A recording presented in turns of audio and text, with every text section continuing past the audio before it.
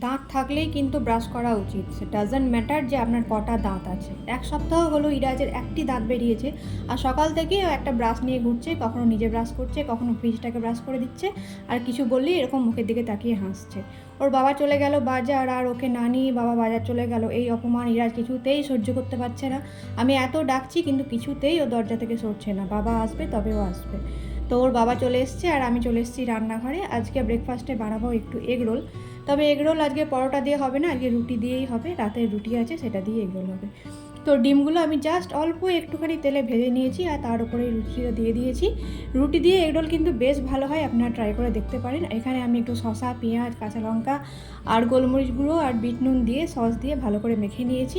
এবার একটা একটা করে রোলগুলো বানিয়ে নেব। এটা দারুণ খেতে হয় আর ভীষণই সফট হয়েছিল। আর আমাদের খাওয়া হয়ে যাওয়ার পর ইরাজের খাবারটাও বানিয়ে নিলাম, আর এসে দেখছি এই কাণ্ড, বাবার সঙ্গে করছে সাইক্লিং।